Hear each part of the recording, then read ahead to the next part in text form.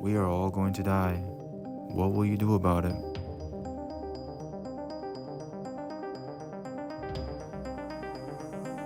The game is Metal Gear Solid, one of the most intellectual games to release. When most of us take our lives for granted, this game, specifically the ending, gives us a reminder of our own existence. It is a conversation between Naomi and Snake that left me enlightened, although simple, still very profound. This video, we will be breaking down their conversation in order to get a better sense on how to live. Disclaimer, if you haven't played the game, there will be spoilers.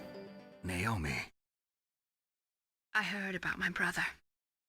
I'm sorry, but he had one last message he wanted to say to you. He told me to tell you to forget about him and to go on with your own life. Frankie said that? Yeah, he also said he'll always love you. Naomi, your brother just saved you, me, and the whole world. The crazy cyborg ninja we ran into a couple of times ended up being Naomi's brother, Fox. While fighting, we get a sense that he had a bigger purpose, a man on a mission, which ultimately ended up being true as we all witnessed him dying by the wrath of Liquid Snake and Metal Gear. Fox fought to the very end in order to save his sister, Snake, and the whole world, to finish the end of his life with the honorable warrior's death. There will be times in our lives that those that have a huge impact will eventually die.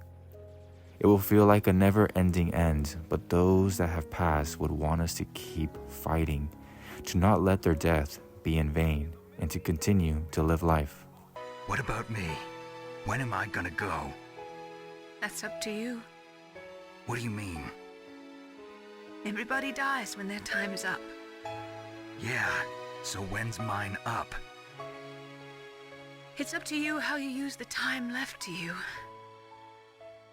Live, Snake. That's all I can say to you. It's up to you. Super vague, but very powerful. Because if you think about it, it doesn't matter if Snake ended up getting injected by FoxDie or not. If he just continues to live life to the fullest, he'll be fine. That's all any of us can do. We all have FoxDie inside of us. We don't know when we will die. So what we choose to do with the remainder of our time is all on us. Each person is born with their fate written into their own genetic code. It's unchangeable, immutable. But that's not all there is to life. I finally realized that. I told you before the reason that I was interested in genes and DNA. Because I wanted to know who I was, where I came from. I thought that if I analyzed my DNA, I could find out who I was, who my parents were, and I thought that if I knew that, then I'd know what path I should take in life. But I was wrong. I didn't find anything. I didn't learn anything. Just like with the genome soldiers, you can input all the genetic information, but that doesn't make them into the strongest soldiers. The most we can say about DNA is that it governs a person's potential strengths, potential destiny.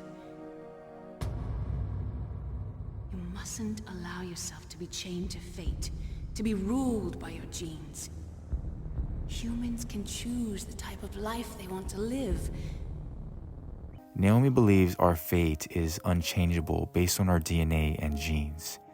She studied DNA and genes to find out who she is, which will lead her to her path in life. However, with all the research gathered, she came to the conclusion that she is wrong and that DNA and genes can only govern potential strength, potential destiny. Do not let our genes define our fate. Many men assume that being short predestines them to a life without a partner, that only tall guys win because of their genetics. Do not fall for it. While genetics are unchangeable, it will always be the connection of heart, body, soul that will win the girl over. Just because someone wins the genetic lottery doesn't necessarily guarantee success in their lives. Countless examples of people with genes many consider weak, but that did not prevent them from reaching success. It came down to action on how to live that gave them the advantage. Until today, I've always looked for a reason to live. But from here on, I'm going to just live.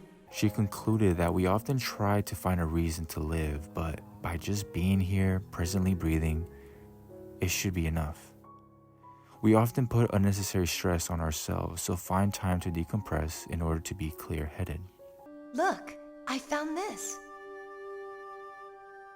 Let's keep it as a reminder. Of what? A reminder of a successful mission? Or the first time we met? A reminder of how to live. Huh? Until today, I've lived only for myself. Survival has been the only thing I cared about in my life. That's not just you. That's how everyone is. I only felt truly alive when I was staring death in the face. I don't know. Maybe it's written into my genes. We often can go into autopilot in life, just repeating tasks, not thinking much of it. It's not until we get faced with a life-ending close call that it finally wakes us up. It should not have to come to that to realize we shouldn't take life for granted. Maybe it's time I live for someone else. Someone else? Yeah. Someone like you. Maybe that's the real way to live. I think it's time we look for a new path in life. A new path? A new purpose. Will we find it? We'll find it. I know we'll find it. Many of us come from nothing, so we work hard to be something. We get caught up in a me mentality. While treating ourselves out is nice and all, it will never compare to the amount of happiness received from living for someone else. That's in our DNA. Think of the love from parents to their kids. Think of the last time you helped someone in need, gifted someone something special.